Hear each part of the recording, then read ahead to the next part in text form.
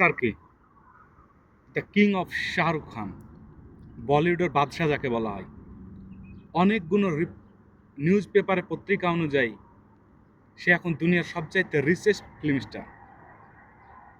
তার net worth $1.4 billion. Indian কারেন্সিতে সেটাকে convert করলে দাঁড়ায় 12,400 কোটি টাকা। এটা কত বড় একটা অ্যামাউন্ট, সুন্দর একটু ডিটেলস বললে সেটা বোঝা যায়। 12,400 কোটি টাকা তুমি যদি ব্যাংকে 7% ইন্টারেস্টের উপর রেখে দাও, তাহলে বছরে অ্যানুয়ালি তোমাকে 870 কোটি টাকা তুমি ইন্টারেস্ট পাবে। তো 870 কোটি টাকা থেকে তুমি যদি 40% ইনকাম ট্যাক্স কেটে নেয় সরকার, তারপরও 500 কোটি টাকা বেঁচে যায়। তো SRK শাহরুখ খান, সে যদি দুনিয়ার সবচাইতে ভালো এয়ারলাইন্সের ভালো বিজনেস ক্লাসে সফর করে প্রতিদিন 365 দিন বছরে, আর ভালো 7 স্টার হোটেলের ভালো সুন্দর একটা রুমে যদি থাকে প্রতিদিন, তো তাহলে তার বছরে খরচা কত আসে? 70-80 কোটি টাকা। না, চলো সুপারস্টার তো আরেকটু ভালো কিছু করা যাক। সে যদি তার নিজস্ব প্রাইভেট জেটে যাওয়া আসা ঘোরাফেরা করে, তাহলে তার খরচা কত আসে? তো বলছে যে একটা প্রাইভেট জেটকে রাখার খরচা তার বছরে বাৎসরিক 200 কোটি টাকা।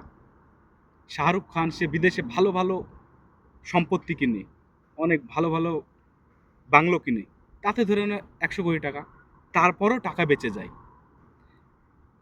এই যে 12,400 কোটি, এত বড় একটা অ্যামাউন্ট তুমি চাইলেও খরচ করে শেষ করতে পারবে না টাকা। তারপরেও শাহরুখ খান পান মশালার মতো গুটকা কোম্পানির প্রমোট করে।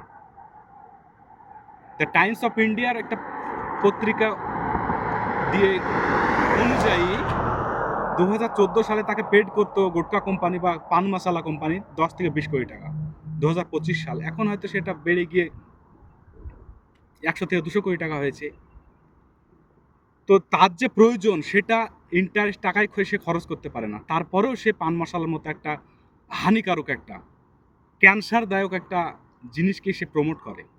দেশের সুপারস্টার, তাকে কত মানুষ ফলো করে, সে যদি একটা হানিকারক জিনিসের প্রমোট করে, তাহলে সমাজটার প্রভাবটা কোথায় যাবে? সমাজটা কোথায় গিয়ে দাঁড়াবে? ইয়াং জেনারেশনটার অবস্থাটা কি হবে?